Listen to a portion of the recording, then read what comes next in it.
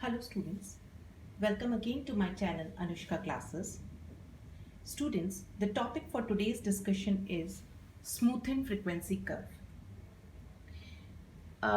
Students, मैंने आपको last class के अंदर ये बताया था कि हम हिस्टोग्राम कैसे बनाते हैं, फ्रीक्वेंसी पॉलीगन कैसे बनाते हैं. अब स्मूथेंड फ्रीक्वेंसी कर्व बनाने के लिए हमें क्या स्टेप्स फॉलो करने पड़ेंगे, सबसे पहले मैं वो आप लोगों को बता देती हूँ. देखिए स्टूडेंट, सबसे पहले हमें वही जैसे मैंने अपनी लास्ट क्लास में बताया था, आपको हिस्टोग्राम बनाने हैं. हिस्टोग्राम बनाने के बाद आपने एक फ्रीक्वेंसी पॉलीगन बनाना है और उसके बाद आपने एक स्मूथेंड कर्व बनाना है. अब स्टूडेंट्स, मैं आपको बता देती हूँ, बहुत सारे ऑथर्स आपको लिखेंगे कि स्मूथेंड फ्रीक्वेंसी कर्व एक आपने फ्री हैंड ग्राफिकल मेथड से ग्राफ प्लॉट करना है और एक कर्व खींच देना है, स्मूथ कर्व खींच देना है. बट इसका एक लॉजिकल मेथड भी होता है जिससे कि हम ये कर्व को बना सकते हैं, और वो लॉजिकल मेथड ही आज मैं अपने इस वीडियो में आपको एक्सप्लेन करूँगी. तो उसके लिए सबसे पहले एक चीज़ और हमें जाननी ज़रूरी है कि हमें ये पता है हम हिस्टोग्राम कहाँ यूज़ करते हैं, फ्रीक्वेंसी पॉलीगन कहाँ यूज़ करते हैं. स्मूथ एंड फ्रीक्वेंसी कर्व की हमें क्या रिक्वायरमेंट होती है, हम क्यों स्मूथ एंड फ्रीक्वेंसी कर्व बनाते हैं. तो सबसे पहले स्टूडेंट्स, मैं आप लोगों को ये बता देती हूँ कि स्मूथ एंड फ्रीक्वेंसी कर्व बनाने के पीछे जो हमारा मेन ऑब्जेक्टिव होता है वो होता है to eliminate the accidental variations. जैसे कि एक्सीडेंटल कोई पीक हो रहा है, स्पाइक आ गया है, एक्सीडेंटल कोई डाउनफॉल हो गया है, उसको अगर आपने अवॉइड करना और एक आपको बताना है कि स्मूथ कर्व कैसे बन सकता है, तो उस चीज़ के लिए हम smooth and frequency curve use करते हैं. मतलब एक्सीडेंटल वेरिएशंस को एलिमिनेट करके हम एक स्मूथ ग्राफ बनाते हैं, that is called as smooth and frequency curve. अब मैं आप लोगों को बताती हूँ कि एक ग्राफ बनता कैसे है. देखिए स्टूडेंट, सबसे पहले एक हम डेटा ले रहे हैं. Represent the following data bye means of a smooth and frequency curve, जिसमें हमने डेटा में क्या लिया है, हाइट ऑफ ट्रीज लिया है और नंबर ऑफ ट्रीज लिया है. तो आपने क्या करना है, सबसे एक्स एक्सिस पर सबसे पहले आपने हाइट ऑफ ट्रीज जो क्लास इंटरवल्स दे रखे हैं 0, 7, 14, 21, इस तरीके से आपने प्लॉट करना है. देखिए 0, 7, 14, 21, 28 सो ऑन अप टू 70. और वाई एक्सिस पर आपने क्या लेना है, नंबर ऑफ ट्रीज. तो आपने जैसे अपने क्लास इंटरवल्स आप अपने हिसाब से डिसाइड कर लीजिए. मैंने लिए हैं 5, 10, 15, 20 सो ऑन अप टू 50. अब सबसे पहले आपका वही फर्स्ट स्टेप हिस्टोग्राम कंस्ट्रक्ट करना है. तो आप क्या करेंगे, देखिए 0 to 7 के बीच में कितने ट्रीज़ हैं, 25. तो आपने एक हिस्टोग्राम बना लिया. फिर 7 to 14 के बीच में कितने ट्रीज़ हैं, 32. इस तरीके से आपने एक अनदर हिस्टोग्राम बना लिया.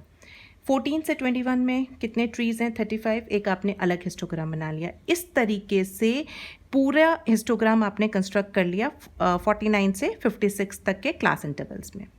फिर आपने सेकंड स्टेप क्या करना है, फ्रीक्वेंसी पॉलीगन. फ्रीक्वेंसी पॉलीगन में मैंने अपनी लास्ट वीडियोस में भी आपको बताया है कि आप क्या करेंगे स्टूडेंट्स. अपर रेक्टेंगल साइड, जो अपर रेक्टेंगल की जो अपर साइड होती है उसका मिड पॉइंट लेना है. एडजेसेंट रेक्टेंगल्स के मिड पॉइंट के साथ उन पॉइंट्स को प्लॉट करना है और आपने एक फ्रीक्वेंसी पॉलीगन ड्रॉ करना है. ये देखिए, ये जो आपको ऑरेंज मार्कर से दिख रही है, this is called as frequency polygon. ये हम कैसे बनाते हैं ये मैंने आपको लास्ट वीडियो में एक्सप्लेन किया है. अब बात आती है स्मूथ एंड फ्रीक्वेंसी कर्व बनाने की, जिसका कि मैं लॉजिकल मेथड आपको इस वीडियो में एक्सप्लेन कर रही हूँ. स्टूडेंट्स, मैं आपको ये भी बता देती हूँ कि स्मूथ एंड फ्रीक्वेंसी कर्व पर यूट्यूब पे वीडियोस बहुत कम अवेलेबल हैं. मैं अपनी तरफ से पूरी ट्राई करूँगी कि लॉजिकल मेथड आपको समझ में आए, जिससे कि आपको ये समझ में आए कि पॉइंट्स कौन कौन से होते हैं जिन पॉइंट्स को आपने मिलाना है और एक कर्व ड्रॉ करना है. देखिए स्टूडेंट्स, सबसे पहले जैसे आपको दिख रहा होगा वीडियो में, ये एक पॉइंट है, इस पॉइंट की वैल्यू 19 है. ये पॉइंट हमें कैसे मिला, हमने ये जो रेड लाइन में आपको दिख रहे हैं ये सारे आपके स्मूथ एंड कर्व हैं, और ये कर्व कैसे बनेंगे यही मैं आपको समझा रही हूँ. सबसे पहले हमने ये हिस्टोग्राम लेना है और इस हिस्टोग्राम का पॉइंट प्लॉट करना है. तो स्मूथ एंड फ्रीक्वेंसी कर्व का लॉजिक क्या कहता है कि अगर आपने कोई वैल्यू निकालनी है तो आपने एवरेज लेना है 3 वैल्यूज़ का. कौन कौन सी, इससे प्रीवियस फ्रीक्वेंसी, इसके बाद वाली फ्रीक्वेंसी और करंट फ्रीक्वेंसी, उसकी वैल्यूज़ को डिवाइड बाय 3 करना है और आपने एवरेज निकालना है. देखिए इससे पहले 19 से ये जो 19 की वैल्यू आई है, तो इसकी फ्रीक्वेंसी कितनी दे रखी है, 25 सॉरी. तो आपने क्या करना है, इधर देखिए मैंने यहाँ पे वैल्यूज़ भी लिखी हुई हैं. इससे पहले कौन सी फ्रीक्वेंसी है, 0, कुछ नहीं दे रखा तो 0 है.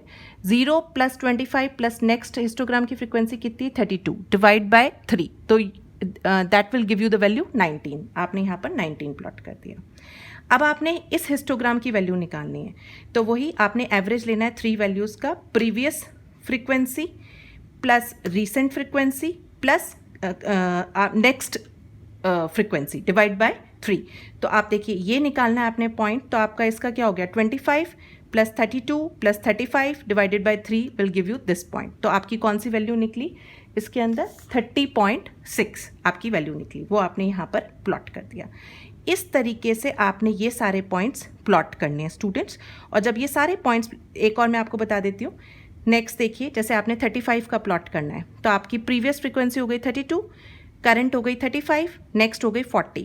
तो 32 plus 35 plus 40 divide by 3 will give you 35.6, और आपने यहाँ पर 35.6 प्लॉट कर दिया। ये जो रेड लाइन में दिख रहा है ये सारा आपका स्मूथ एंड फ्रीक्वेंसी कर्व है। अब स्टूडेंट्स ऐसे करते करते जब आप लास्ट में यहाँ पर पहुँचेंगे, देखिए यहाँ पे तो हमने यहाँ से स्टार्ट किया, यहाँ पर आपने निकालना है, लेट्स सपोज इसकी निकालनी है, तो आप इस पर क्या करोगे, रीसेंट के अंदर यहाँ पर 0 है, इससे पहले भी 0 है, और नेक्स्ट आपकी कौन सी चीज़ दे रखी है फ्रीक्वेंसी 25।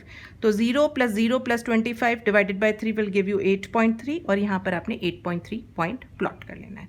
इस तरीके से ये सारे पॉइंट्स आपने प्लॉट करने हैं और आपने एक स्मूथ एंड फ्रीक्वेंसी कर्व बनाना है।